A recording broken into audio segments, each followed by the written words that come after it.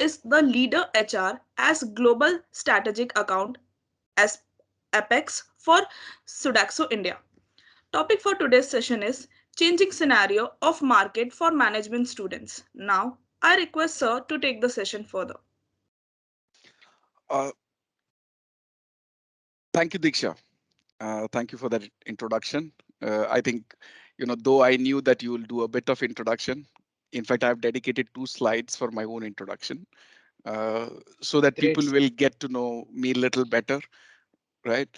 So yeah, I think the topic is the changing scenario of market for management students, and I would say that it's not only for management students, but it's for the industry altogether. So we will talk about that as we go along.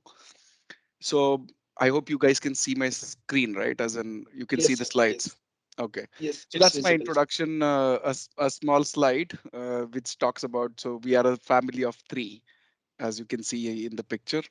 That's my wife, Shamal, my son, who's Ayush, who's, I think right now he's 14 years old, is in the ninth standard.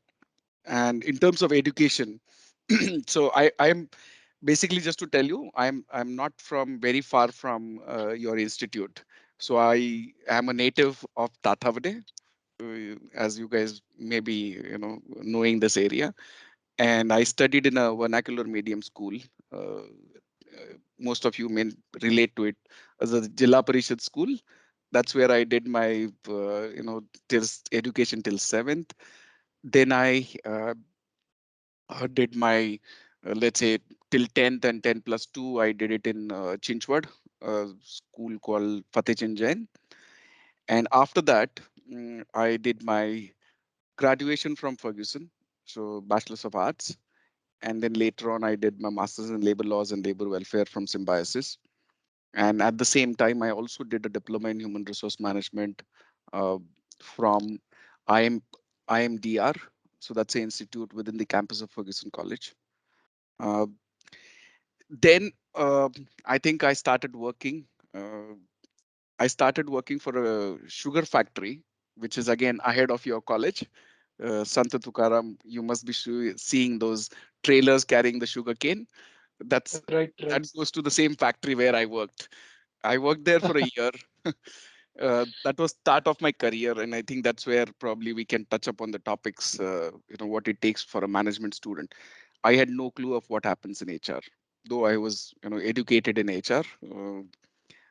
I learned the basics of PF, Provident Fund, which I'm sure you would have probably one of the act which you would have studied, uh, as a Provident Fund Act, ESICs, a welfare of employees. Okay, it was start of my career. 1 year, then I met with an accident, broke my leg, was on the bed for 2 months, and then I said let's look for another job. And then I got the opportunity to work for a courier company, which is First Flight Couriers. Unfortunately, the company Okay. is no more there. They've shut their shops a year and a half back. They sold the entity to somebody, and it's no more the brand name there. But I worked there as I joined as an HR junior HR officer. Sir, sorry to interrupt. First Flight has closed all the operations in India or in Yes. Pune. Uh, what these guys told me that they have closed the operations in India. So on Pan India, they have closed First Flight. Yes. Yes. Oh, okay, yes, sir. But that's Please. okay. I think No, so. means I'm asking for because we are in touch with the HRs now. So So are you in previously I touch was with in some? touch with the. Yeah, right now I am not in touch, but previously I was in touch with the HR from First Flight. Also, we have placed some students in First Flight previously Okay. from my previous institutes. That's why I'm asking, sir. Yeah. Just for the No, no, I curiosity. think Yes, yes, sir. they don't Please. have the operations anymore. Right. And again, I went to another courier company to give courier, and then that's when I asked about First Flight, and I got to know. I lost the track of the company. It's been 17 years I was working with them. Uh, Okay. So yeah, so First Flight again, I started the HR officer. 2 years into the job, my manager left, and it was a team of 3: me, my manager, and there was one more colleague. And then the organization never backfilled the role for my manager. So de facto, I became the head of HR for Maharashtra and go offer them without having the position. But so I grew from an officer to a senior executive HR and personnel. That time, payroll management, administration, that is called personnel management. I'm sure you guys would have learned personnel management versus human resource management in your curriculum. So did that for 4 years, and I got a call from Sodexo. I had no clue of this industry, to be honest, but then I was keen to learn, and I think that's what matters more. So I was interviewed a 1 month, no response. Suddenly one day I got an offer letter saying that you have to join within 15 days. But I couldn't join in 15 days because I had my loyalties to my previous employer, which was First Light. So I joined after a month. Joined as the first HR person in Pune. So you can imagine that Sodexo India had 1,300 people across the country in 8 regional offices. It was the vouchers company as well as the on-site business. So I'll talk about Sodexo, what we do. And then I joined as the first HR person, did that role for roughly 8 years. Uh, I think I'll talk about my career in the next slide. So let me talk about Sodexo first. So we are an on-site services company. So what we do is we do all support services business for our clients. So our pitch is the client should focus on their core area, which is if it's a software company, you develop on, you focus on developing software. If it's an engineering company or an automobile company, you make your cars. We will take care of rest of your admin activities, whether it is in terms of catering, whether it is in terms of cleaning, whether it is in terms of maintenance, fleet management, front of the house services, tea coffee service, so all hospitality service. And so that's the organization. And today we are 44,000 people in India after 17 years of my career with Sodexo, and around 4,000 people in Pune itself. Yeah, so 17 years with Sodexo. That's my career journey so far. So as I said, the labor welfare officer for a year, then 4 years with Sodexo. Joined in October 2000 and left in October 2004 on the same date. As in 10th of October I joined and 10th of October I left. So 11th of October I joined Sodexo. And as I said, I did multiple roles. So from 2004 to 2013, that's my career progression. Joined as senior executive, then became assistant manager, senior manager, and AGM. And then when I was promoted to GM level, they gave me a portfolio which is called the HR business partner. Now that's a concept which Sodexo was Great. implementing for the first time uh, in India. And you know,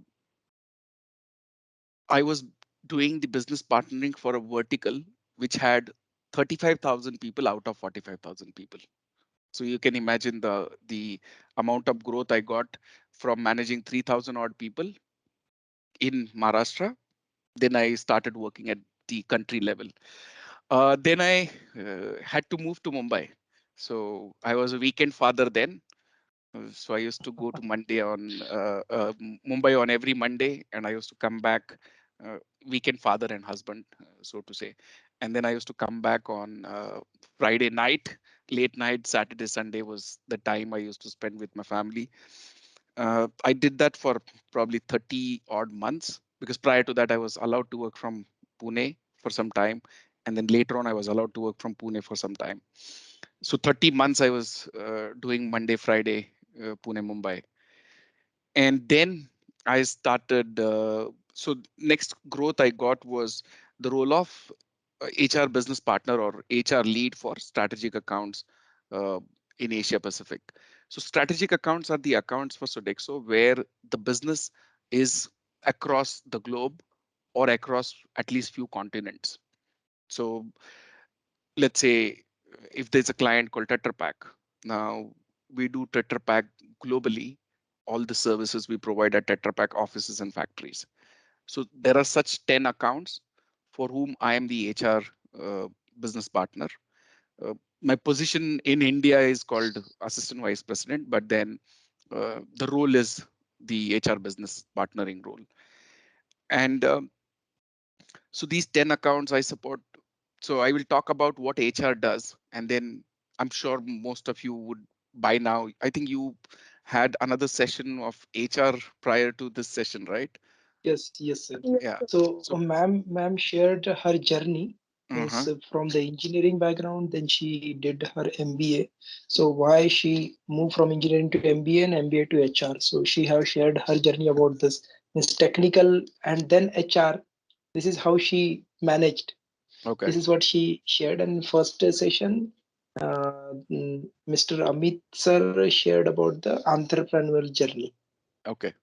Okay. So Yes. I think, one of the question I want to leave the students right now thinking about during our question answer session, whenever they introduce themselves, whoever has the question, and don't hesitate to ask questions, please.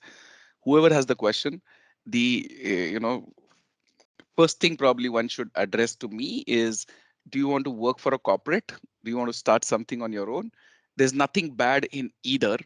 So don't think that if you say that I want to start my business after doing my studies, how will it be pursued by others, or on people on the call? So don't hesitate about that. But then share your primary thoughts, that what do you want to do? Do you want to work for a corporate, or do you want to start something on your own? So let me first again maybe talk about a bit of HR function. Okay, and I don't know if this was covered earlier by any other speaker, but then primarily there are three sections within the HR, I would say. One is called Center of Excellence, the other one is the HR operations, and the third one is business partnering. Now, uh, the Center of Excellence is primarily the thinking part of the HR department. What they do is they arrive at policies, processes, systems to drive these items which are written there, which is diversity and inclusion, learning and development, talent management, compensation, and benefit. Okay, compensation and benefits is basically payroll, your salaries, wages, what benefits people should get. So they arrive at these, and then depending on the organization size, you will have some people doing these roles, or some people doing multi uh, hats, as in somebody would run HR operations as well as do one of these, right? Second is HR operations. Now that's where probably the activity level HR happens, the ground level HR work. People do recruitment, onboarding, payroll management, benefits management, rewards and recognition, training and development, and finally exit management, right? Bit of in payroll management, I can talk about, there is a bit on compliance. Now there is one bit which I have left from here, which is basically the industrial relations management. I'm sure you would probably have one of the topic in your studies as relations management if you take an HR as specialization. uh, these days, the industrial relations management is probably typically still to factories, and not in the corporate setups. The corporate setups, or let's say the so-called the elite work, the highly educated people, they don't have unions. So what is important there is the people management or the engagement skills, right? The third bit within HR is the business partnering role, right? And that's probably my role, which I can talk about. Uh, so this is a critical role. It's a link between the transversal HR. So the business operation, so the HR operations or COEs are called transversal HR. So it's a link between transversal HR and the business. Now, what business wants to drive, HR needs to support, right? And then what the business partner does is he basically takes what the business wants to the HR and gets it delivered. And what HR wants to drive as policies, systems, processes, he goes to the business and says, this is what we need to drive. So it's a important bridge or a link between both business and the HR as a function, right? Sorry, I think I forgot to mute my phone. Okay. And the role again there is workforce planning. So basis the business needs, where business wants to go, the HR business partner will work with the business stakeholders, arrive at what should be the ideal organization we're looking, what kind of skills we require, uh, where we are going to hire from them. So that's the workforce planning. Second is in terms of talent management.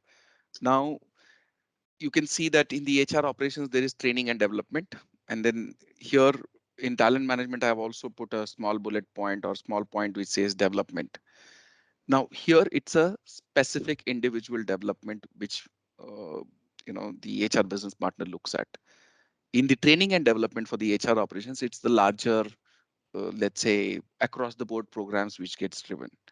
Now, to give you an example, that if I see somebody as a potential to, let's say, do an account management role, but he lacks one or two skills or competencies, then I, as the HR business partner, will talk to his manager or her manager, look at what programs can be done for that particular competency gap, and then work on it. Now, those programs will not be across the board, and hence I say development is part of talent management.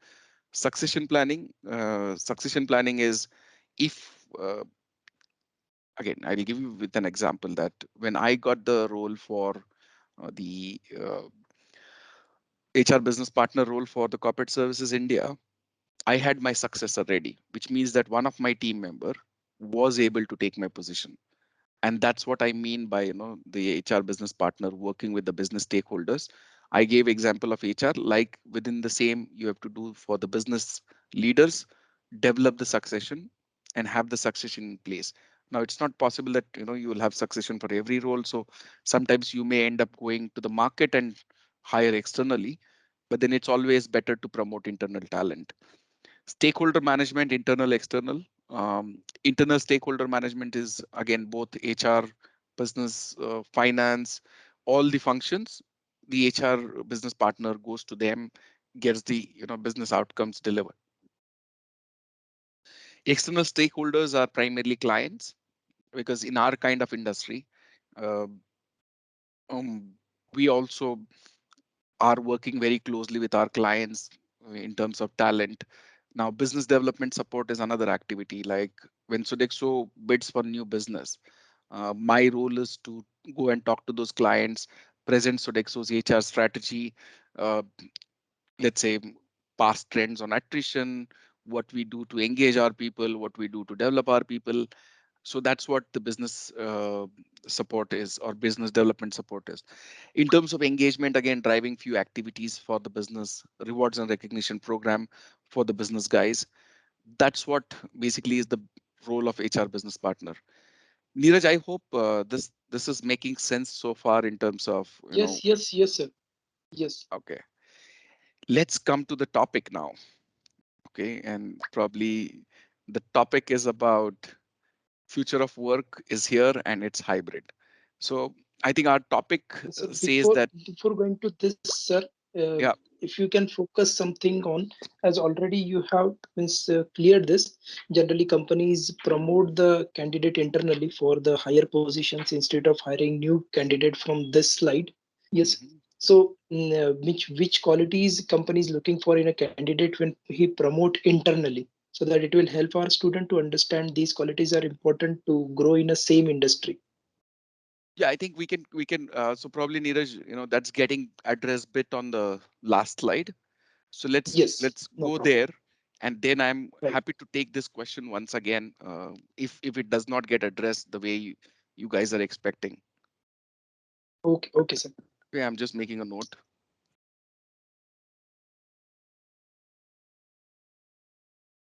Okay. Okay, so that's about what HR does, and then coming to the topic that the changing scenario of market for management students. I would say, and as I said in the beginning, that it's not only for the students, but it's for the industry. The market is changed, and the change is in terms of the way we work and the ways of working post COVID has, or other, we are still in COVID. I won't say post COVID, but then the ways of working have changed so drastically that there are no borders between what's your house and what's your workplace. Your house has become the workplace. So now, since there are some easement happening. People, organizations have started calling people back to work. People are still hesitant to go to work, to be honest. But then now the organizations are giving the flexibility, saying that couple of days you work from office, couple of days you work from home. That's what is the hybrid model. Now there are some organizations who are still saying that you can work from anywhere, it doesn't matter, right, as long as the output is there. But then Microsoft did a study, and these are the trends which you should know, because you are going to hit the let's say market in next 6 months. You are going to start working somewhere. uh, Flexibility is here to say. So people are so used to, and even organizations are so used to remote working. It has helped in terms of saving costs for many organizations, because the amount of money people who are the organizations who are spending on commuting of people, giving their food at the offices, all that is basically saving. There is less workspace now.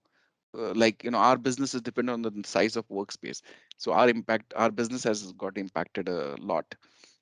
But then we are inventing our ways of working so that we come back to what we levels we were prior to COVID. So flexible work will stay. It has both advantages and disadvantages. But there are advantages to the organization. There are advantages to the employees. People don't have to go, get ready 7 o'clock in the morning, start travel for 1.5 hour to reach Hinjewadi. Just giving an example within Pune. Then work for 8 hours and again travel for 2 hours to reach back home. Get stuck in the traffic, have all the pollution. So there are advantages and disadvantages of both. The disadvantages is people are unable to have social interaction, right? And there are some mental challenges which people faced because they were not meeting people other than their own family members, right? There was no innovation happening, because innovation happens when you have those casual small talks, corridor chats, coffee discussions, uh, discussions over lunch. That's where you innovate, you think more, and come up with ideas. So that got reduced. So there are advantages and disadvantages, I said. So the trends are saying that flexible is here to stay and it will stay. The only thing is somebody will say come one day to office or 4 days at home. Somebody will say 4 days at home and one day to office, or that one day you work from anywhere and 4 days you come to work, something like that, right? Leaders are out of touch with employees and need that's a need. It's a wake up call. So leaders today primarily are it's something, just talking to the screen, like what I'm doing right now. To be honest, I'm the only one who has the video on. Rest of you are all judging me the way I'm speaking, right? It's not like that, sir. No, we I'm are giving you we are there. sorry, I'm giving you an example of what happens Right, right. when the leaders are disconnected with the larger audience. People are hesitant to switch on their cameras in offices. I'm not talking about your student or your our current discussion. But then people do not, okay, there can be reasons for not doing so. Somebody may not have a great background in the house, or somebody would not have the right internet connection. But then in general, people were hesitant to do it. And unless you see faces, you are not able to relate to them. You're not able to you know think about the other person's reactions. And that's what I mean by having the social interaction, meeting one to one, having those coffee sessions and breaks, right? So leaders need to connect with the larger employees, and that's what is another trend. The next is, high productivity is masking on an exhausted workforce, which means today every organization says, oh, my work is happening. In fact, the study says that the outputs have increased prior to pre-COVID time when people were working in the offices, right? But then the worker is exhausted because there is no boundary. He wakes up at, let's say, 6 o'clock in the morning for a washroom, nature's call, to attend nature's call. He sees his phone, sees 3 emails, starts addressing those emails. I'm giving you examples of what is happening, right? And sometimes it used to happen with me, but then there is a way to deal with that as well. So there are no boundaries. So people are working for longer hours. Then at the same time, there's kids study, there's wives work, smaller houses. 3 rooms are taken by 3 people. If you have 3 rooms, that's a luxury. But then, that's what is happening, and people are getting exhausted because of that. So that needs to be addressed. And that's why some organizations have started, uh, they are saying people that if you are not in a position to attend a meeting, don't hesitate to decline, right? They've started mental well-being programs because you're only in your house looking at the screen for hours and hours together. And then you are not able to distinguish between your work and your life. People say work-life balance. I would say it's work and life. Okay. Then Gen Z is at a risk and will need re-energizing. Okay. I think most of you whom I'm talking to are Gen Zs, people who are between 18 to 25 years of age right now. Okay. So Right. what are the risk for you guys? The risk is some of you may work for employers whose office you would have not seen because of maybe the COVID restrictions. You will get online onboarding. So you won't meet your manager, you won't meet your people in person, right? It'll be everything on screen. So you guys are at risk. And that's what needs to be addressed. Again, there is work happening. Every organization is taking conscious efforts to address these areas. But I thought if I tell you these areas, you will be conscious about those and work towards not getting trapped in these things. Okay. Then shrinking networks are uh, endangering innovation. As I said earlier, innovation happens when you meet together, when there are group discussions happening, when there are small chats happening. I think I can tell you a story of Google. So in Google, they give so much of emphasis on their food, on their cafeteria designs and the food they serve, uh, because they believe that food area or having food and in that area is the hub for innovation. And they Google globally has a separate vertical which only defines what should be at in the canteen or in their cafeterias, how the cafeteria should look like, what are the things which will what are the calories in each of the product. Everything is so defined in Google that it's amazing. And I've visited Google offices. We serve Google food in Google offices in India as well, in couple of other countries as well in Asia Pacific, and in fact we'll start something in US now with Google. So it's an amazing thing. So networking needs to happen. And then in the next slide I'll talk about my own takeaways from these.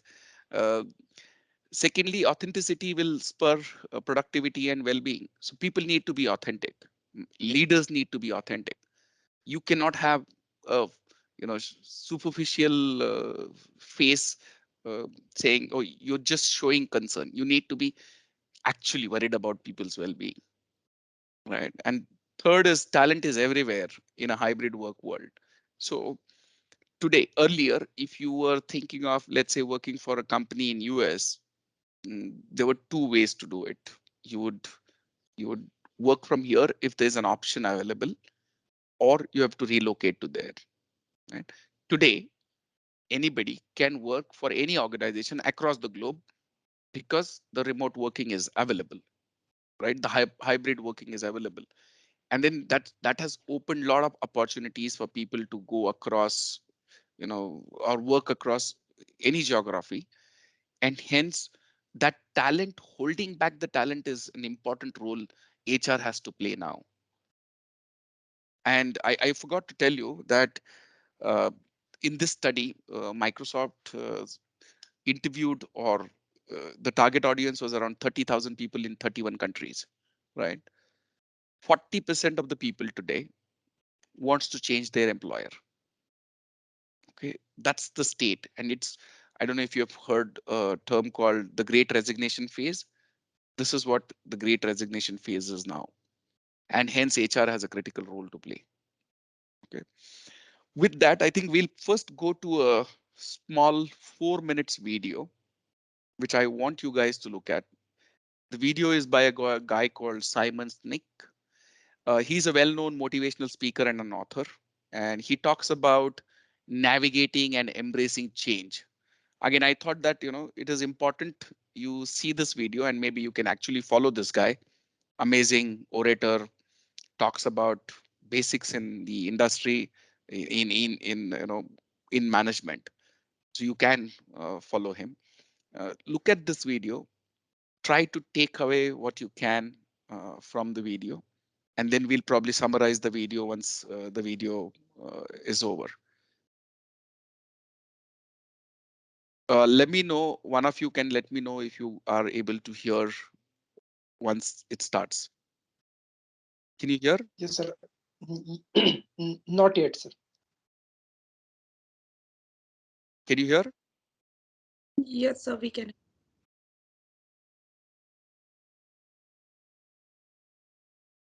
Okay. Since you can hear, I'm going to start it again. Okay, because the first two lines are quite important.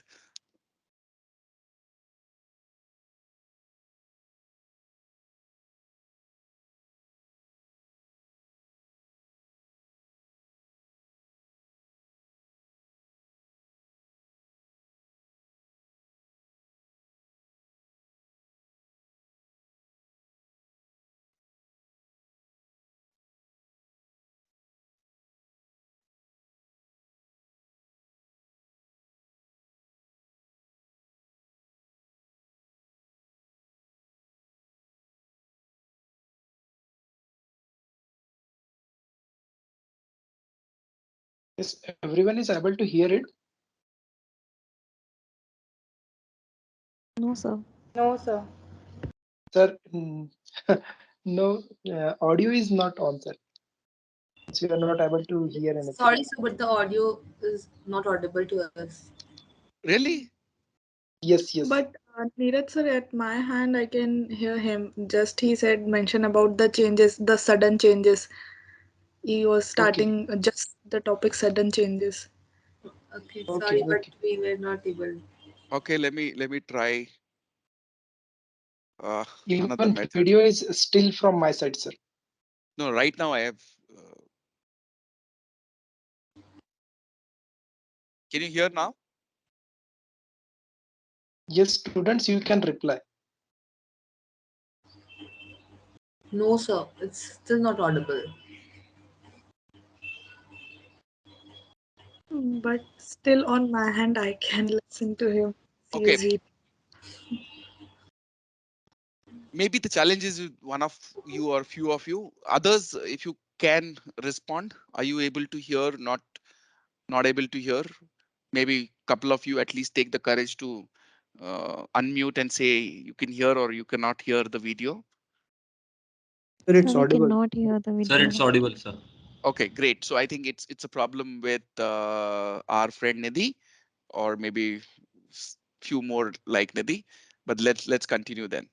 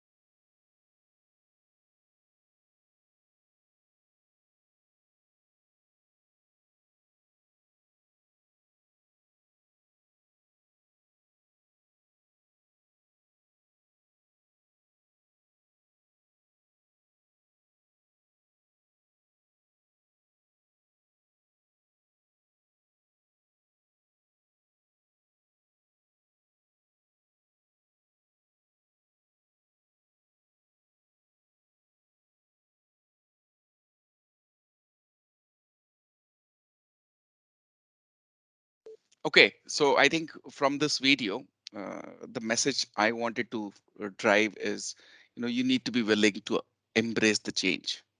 Okay, and that's applicable for people like me who have worked for 22 years in the organization, or people like you who are going to come new to the organization. Come with an open mind, embrace the change, or else you will be changed. You can read the subtitle of that slide. Okay, that's my view. Very clear. And I think the growth I have got so far is my ability to adapt to the change which is happening. Okay, I'll be honest with you. There are a few more points here.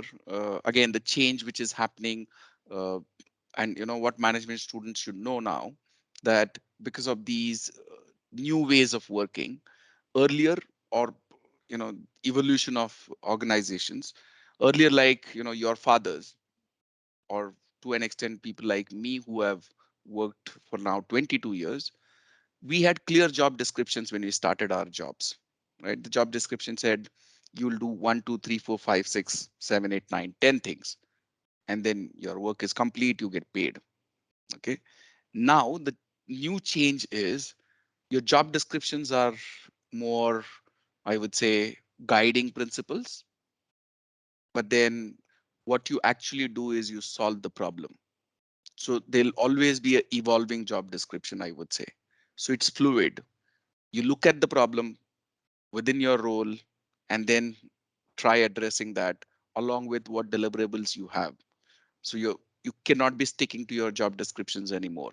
I think that's the first point I want to tell you in terms of being flexible, in terms of what your role demands. So when you go to organizations, you shouldn't be with a fixated mindset saying that, okay, this is what the organization told me that my role will be, and then I can't go beyond this. I'm not getting paid for going beyond this. But if you have that approach, then you will not be growing in your careers, because then you're only being one of the activity level resource, right, within the organization. Second is working hybrid. Now, as I said earlier, that hybrid is here to stay.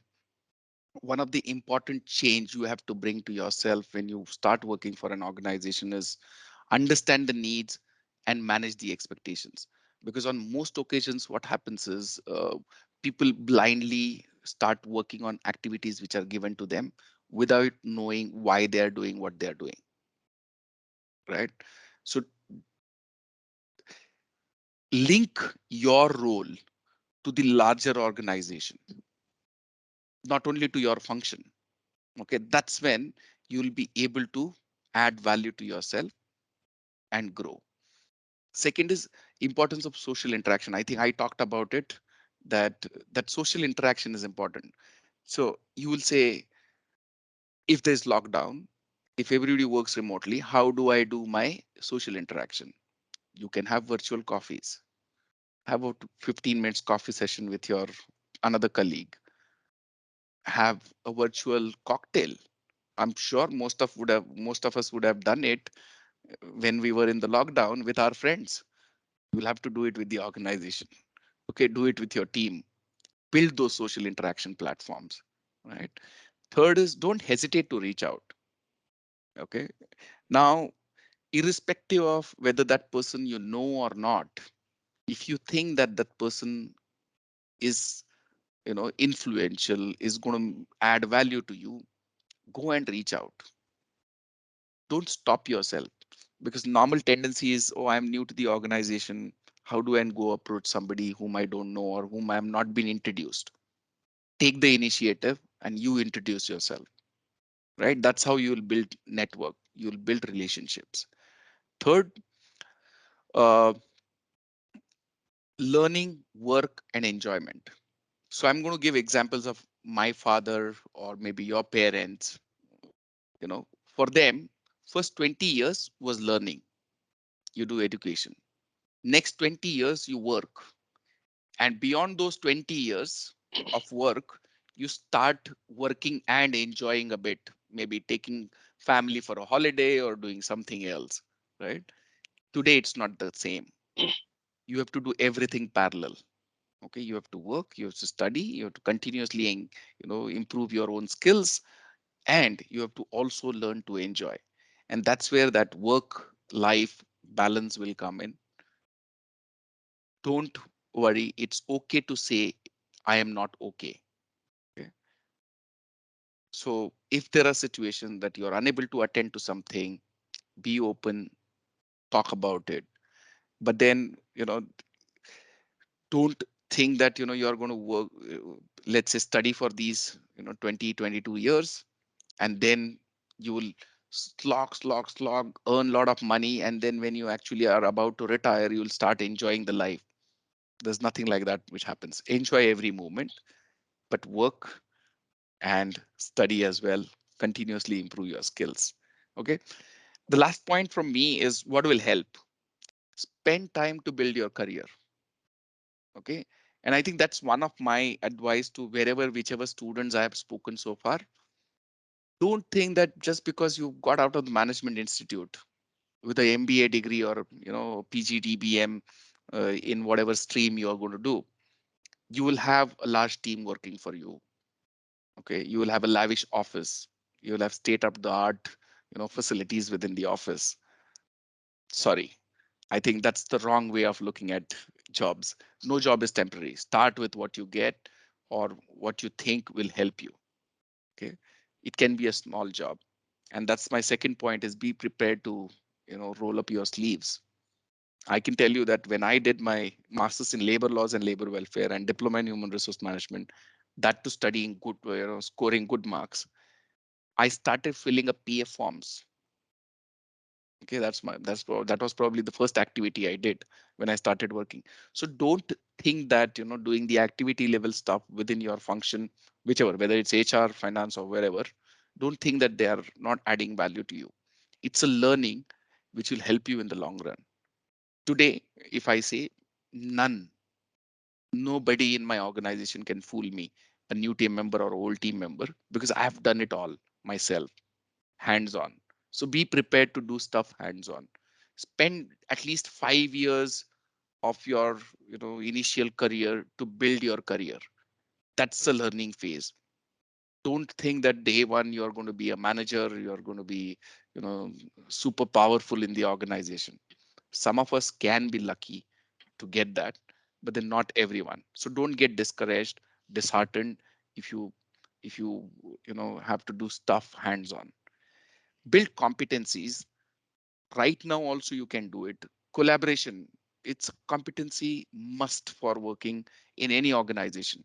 You need to learn to listen to others and work with others. So collaboration is an important skill. And Neeraj has asked, what's the skills required for people to grow Right. within the organization. I think whether it's within the organization or when you come from outside the organization, one of the important skill is collaboration. The other is influencing. Now, influencing without authority. What happens? I'll give you my own example. I work for, strategic accounts, which is part of Sodexo's business. I work with 14 countries. None of the country resource reports into me. So when I go to the country HR, it's my ability to influence them, to get my agenda driven, is going to help me to be successful in my role. Similarly, today, organizations have become matrix organizations. So there is multiple reporting. Sometimes you will have so many people who will not even have a reporting relationship with you, even dotted, but you still have to work with them. Here is your collaboration and influencing skill will be important. Third is empathy, as in you will have to relate to the other person, go in his position, understand their pains, and that's how you will be able to maybe work with people better, right? Every time, if you think that the other person is wrong or the views are wrong, the inputs are wrong, then it's not going to help. In fact, I'm doing one of the sessions on emotional intelligence, and the guy there, Shehzad, he says that whenever you are listening to any other person's view or you're trying to solve a conflict, look at it that at least 10% of the other what the other person says is right. You can ignore the 90%, but look at the 10% and say, oh, probably this is right, and use the philosophy yes and.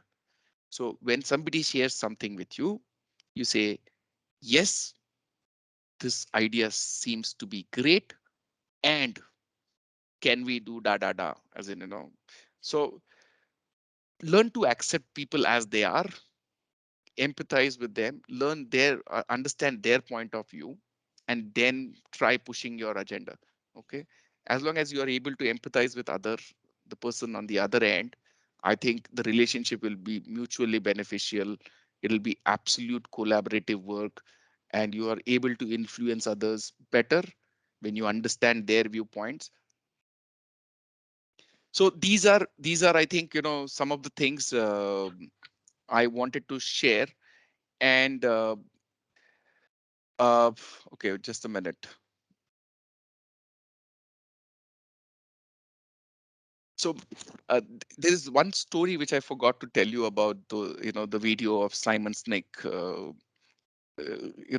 frog story. I don't know how many of you have heard that there are frogs in one container, uh, and then there is heat given from below.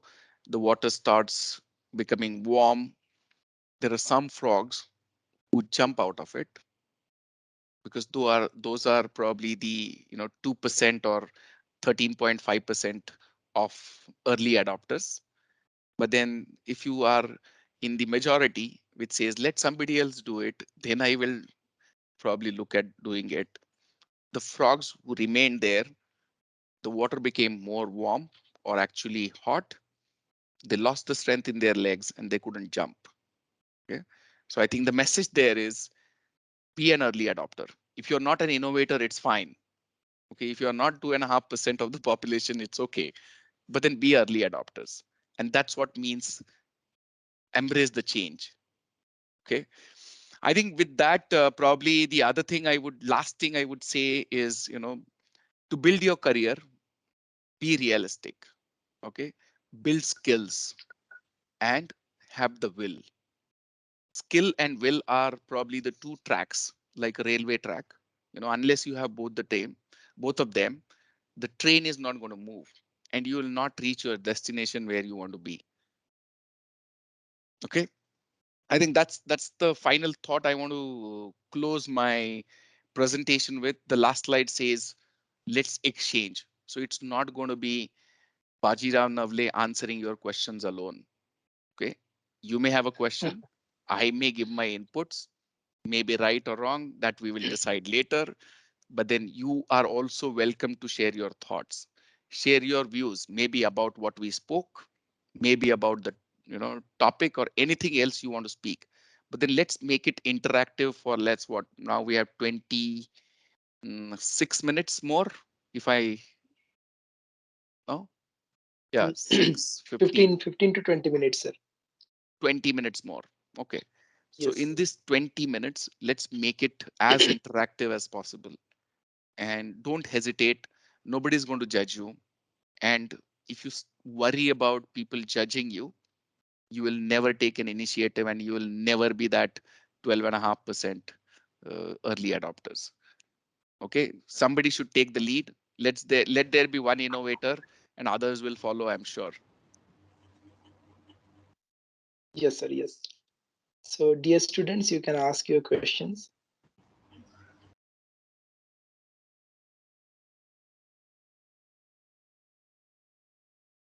Yes, Diksha, go ahead.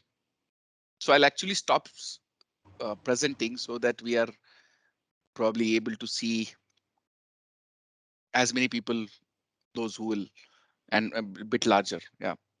Okay. Yes. Go ahead, Diksha. Good afternoon, sir. I'm Diksha Gaikwad from Singrauli, Madhya Pradesh. So as we have seen in the video also that about the change. But sir, in current scenario, being a youth of the scenario, people don't used to accept that easily. Means of especially of my age, we are more towards tech. We are more towards in the phone. We want everything to be quick. So what's your point on that? Like, is it good to have a change which is environmental change or just a physical change or just having a change completely towards the surrounding? No, I think, I won't be able to talk about, environment surrounding. Change means basically whatever you are doing or what others are doing. And if there is a different way of doing that which comes in the being, are you able to adapt to it? To give you an example, classic example of what's happening in COVID right now, right? When COVID came in, did, have you ever imagined that a vaccine which needs 10 years of trial getting released in 6 months? Right? That's the change the society has adopted, basis the need, right? So the ability to embrace that is what is basically, helping yourself adapt to the change. Now, if you go with a mindset that, everything is going to be wrong and I will not adapt to it, then you will be left behind because there will be somebody else who will, embrace it, move forward. I don't know if Diksha that addresses your question, but then, But okay, sorry. so yeah, go ahead. You're saying that you are into technology, right? And Yes, and one of the point that strike in my mind right now, sir, that so we don't used to learn a political change, but from my elder brother, from my friends, they used to mention that yeah, corporate में तो बहुत politics का भी scene होता है, and they have that point कि you should know how to go on this. So that doesn't comes from inside of us and from the family that we will prepare our mind for these kind of politics to go ahead and mention, okay, so because if this is also a change happening in me when I started my when I'm going to start my career, corporate life. Yes, sir. yeah, So I don't know how to play with these tactic mindsets. I am just very simple. I just know how to work hard and be smart at my work. That's it. I'm not that I'll play politically and mention that these kind of points. So, what would, because this is also a change which happens around us, and I think it is tough to adopt. okay. So, what? So I won't call it as change.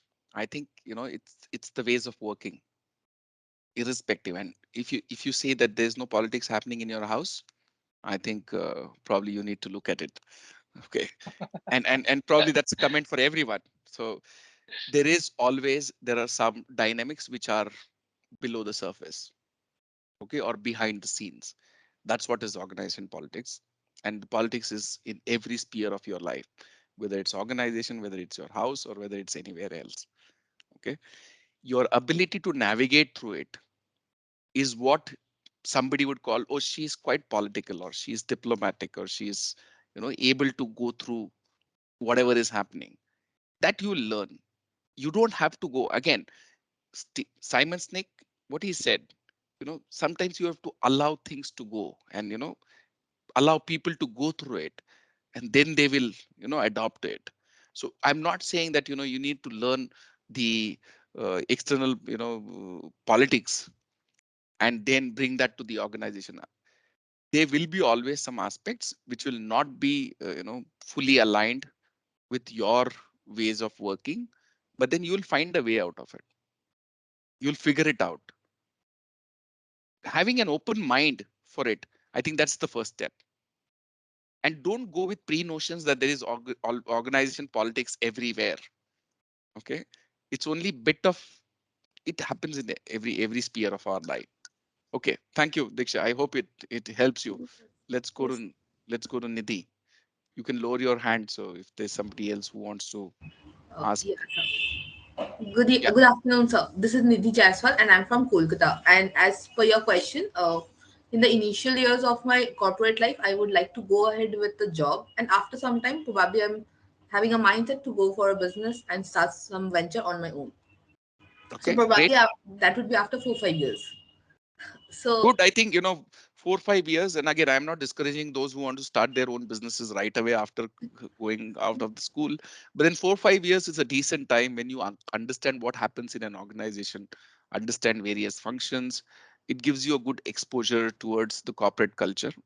And then if you want to start something on your own, absolutely, you should. okay, Yeah. so That's I have taken my specialization in marketing, focusing on sales. So I was just wondering to know what are the industry requirements and expectations when it's come to hybrid work culture for salespeople, because that is something which actually needs when we are talking to someone or we are meeting, so we can understand, we can collaborate with them. But practicing sales in an online mode is quite difficult. So please share some views on that. Okay, so yeah, I think as much there is remote working, online working, in terms of typical jobs like sales, uh, there will be bit of interaction required. And at least, like earlier, if you used to have 5 meetings to close a sale, you will have 4 online and 1 at least in person. Okay, so I'm not ruling out that everything can happen on online and cannot happen on online, but then there will be that face-to-face interaction required. uh, the the suggestion I have is you will have to learn to run the meetings effectively. Okay, when you do the sales meetings online, your ability to take the clues from what is being said in the meeting and the body language, hence the camera on, is a must. Okay, so Okay. it's my tip that whenever you talk to your customers, please make it a point that mandatorily camera should be on. Okay. Like I think most of you can right now make out my body language, right? Am I involved in the conversation? Am I talking Yes, from sir. my heart, or Right. am I just probably reading from some slides and delivering it? That's what will be important for jobs. Don't you think so? Right now the industries are doing sales, they are. Yes, they Okay, are. so again, when you go there, there will be a coach or a mentor or a guide within your organization who will help you to navigate how you work when it comes to working online, meeting your clients online, and then there'll be in-person interactions. Nobody has learned anything. I have not learned doing my job online. When I started working, I was doing hands-on job in the offices, Yeah. right? So yes, and that's the worry for you guys, the generation which is going to go to the market. You need to learn through the experience of others. So building relationship within the organization with someone, with your manager, and then learning from them how it needs to happen. Okay, I'm sure you'll figure out if you were to sell Yes. something for yourself, to or send something to your friend online, or talk about any other product to your friend which you have purchased. The way you will convince that person on a phone or on a call, Yeah. I think it's a similar practice you will have to follow. Okay, sir. Thank you so much for your valuable inputs. Thank you, Nidhi. Anyone else? So we have two innovators. Any early adopters?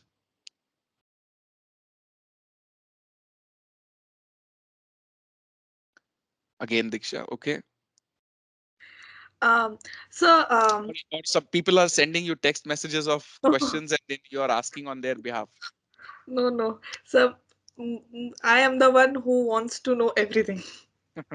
In Okay. the class, I just ask a lot. So what's your point of view in this new job careers?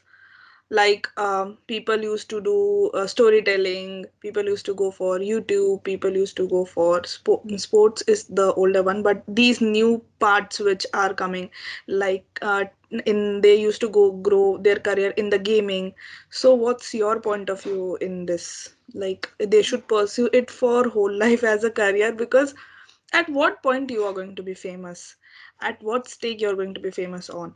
So I just want you, because you have worked, you're having a good experience, 22 years of experience in the service sector, so you might have come across through various kind of people who used to serve, have these kind of hobbies, but these are just general hobbies which people used to mention, but taking adopting as a career, what's your point on this, sir? Okay. So maybe I can ask you a question, right? So the question is, you're doing PGDBM.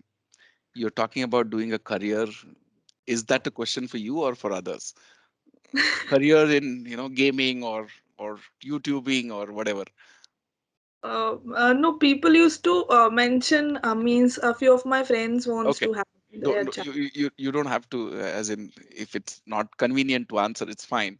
Don't blame it on your friends. Okay, so I'll give you my own son's example. Okay, now he maybe a couple of years back, he said he wants to be a YouTuber. Then he said he wants to play guitar. Then he said he wants to do gaming.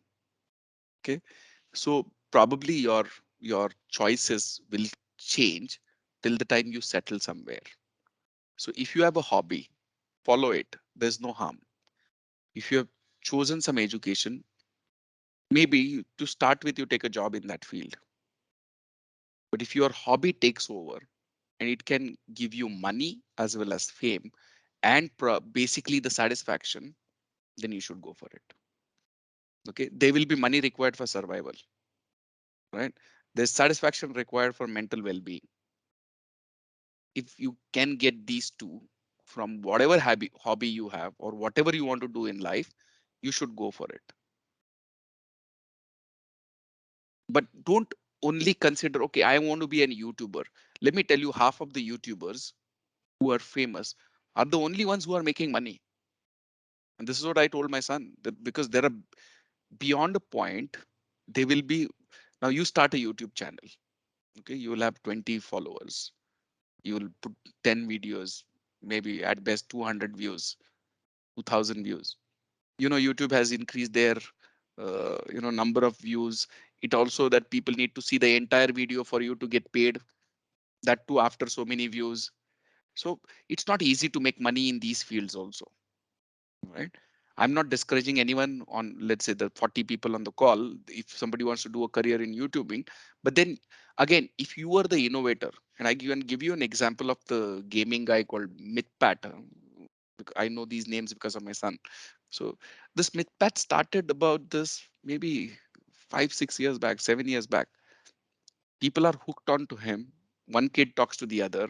That's why he has those many followers. That's why there are so many views, and that's why he earns money. Again, do you know that, probably is he making enough money out of that? Answer maybe no. He must be doing something else for his living. I haven't done any study on him in terms of knowing what his income sources are. But then follow your passion. Absolutely, you should follow your passion. Otherwise, at the end of your career, you will say, oh, what did I do? I only earned money. Follow your passion. But then as people, I don't know which generation I belong to now, but then whatever generation I am, cover your basics. Okay. The only advantage you guys have, and probably my kid and other kids have, is you guys don't have to worry about roti kapda makan. Okay. But that does not mean you take the liberty of doing whatever you want to do and not support your parents. Okay. That's another advice I have to give you. Okay. Right, sir. Sir, I have one question Yes, Neeraj. because most of the students asking this and we answer it. So I will throw one question as well as I will answer you that. You just justify whether I'm right or wrong. As students are saying, that means always I say to all the students that whether the opportunity, if any opportunity comes to you, especially in marketing and especially in sales, in marketing also, so you should grab that. At least make your hands dirty in field, whether you are from the marketing, HR or finance, but you must know the sales, how to sell that product. At least means it is not a part of your specialization. If you are from finance and HR, it is not a part of your profession to sell anything in market. But if you will understand the art of selling, it will help you out in your career, because the person who knows how to sell, he can sell anything. Means whether it's time for promotion, he can say, means express Sell himself, himself. herself, Yeah. right? So this is what we tell our students. So sir, I want your view on that. Means as you are in a same company for longer duration and you are promoted to higher heights in that, so what's the importance of sales? No, I think you're right to an extent, Neeraj, that, if there are opportunities, you should do bit of sales, front ending jobs. All the time you're selling yourself, to be honest. Okay. Whether you're not in the sales job or not, you're selling yourself. You go to an interview, you're selling yourself. As in selling is not literal selling sense, but then you are promoting yourself, and sales is also promoting a product or a service, right? So if there are opportunities, absolutely, why not?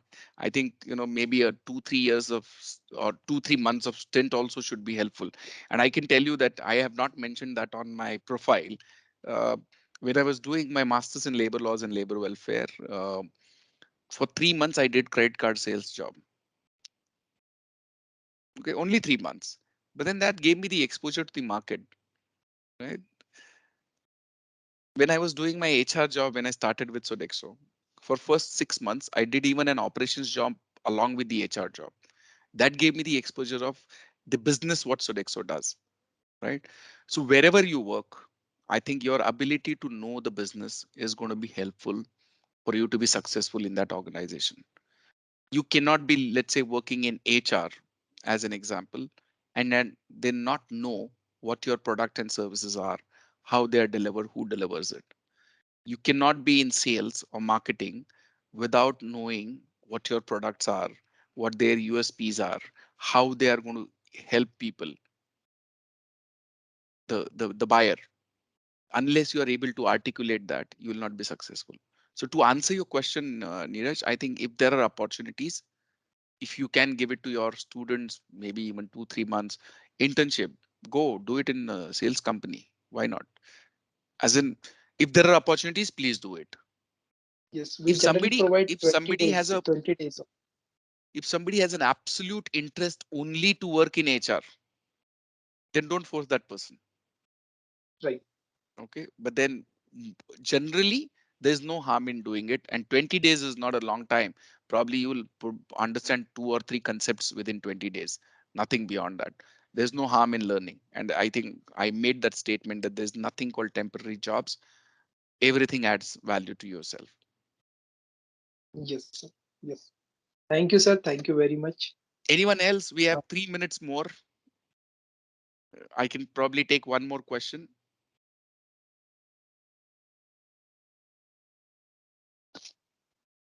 Okay, it seems that everything Yes, is dear clear student. to everyone. Yes, dear student. Already we are running out of time. So if you have any question, just ask quickly. Okay, so that we can conclude this session. Okay, I think nobody has a question. So thank you, Right, sir. Diksha, So Nidhi, for asking the Bajirao sir, questions. thank you very much. As you have told us about the HR rules, hybrid culture. Actually, most of the corporates have explained, means told us that the hybrid culture is a future. But what type of hybrid culture? What are the pros and cons of hybrid culture? That you have explained very well. Because in future, if it will be a hybrid culture, before accepting that culture, student will understand whether they should go for hybrid culture or not. Means whether it is suitable for them or not. Then the right now the it is a phase for the HRs, as the great resignation phase is going on. So HR have a great value in market, and they play a vital role in retaining the candidates, as well as the skills which are required for the candidates, that is the open mind, embrace the change, and build a network.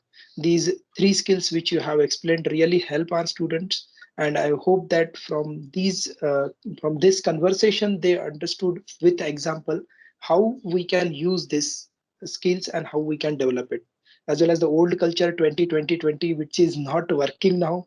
Everything is changed now, so be prepared to uh, roll your sleeves L- and Learn, yeah. earn, enjoy. Okay, it's a Okay, mantra. Do all three at a time, no problem. right. And yes, And roll up your sleeves. yes, Right and now, also I'm collaboration rolling is it up. important. So collaboration, influence without authority is important. And the frog story which you told us, really it will help to understand. Means wherever there is opportunity, we should grab that, and we should be open minded to grab the opportunity from market, and be realistic, because most of the time all are focusing on the be have a good attitude. But this time we come to know that be realistic with will and skills. So with this, I would like to take this session to Diksha. Yes, Diksha, you can continue.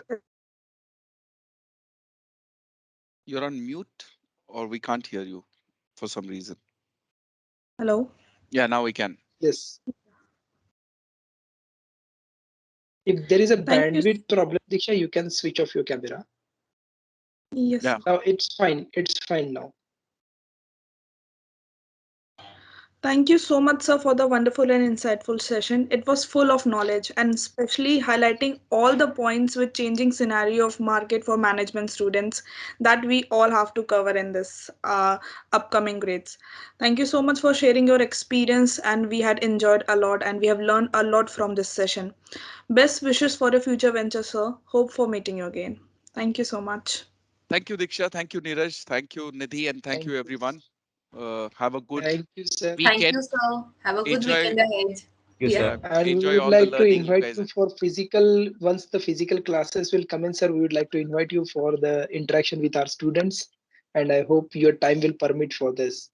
Sure. Okay. Thank you. Yes, sir. Bye bye. Thank you, sir. Thank Thank you. you very much, sir. Thank you, sir.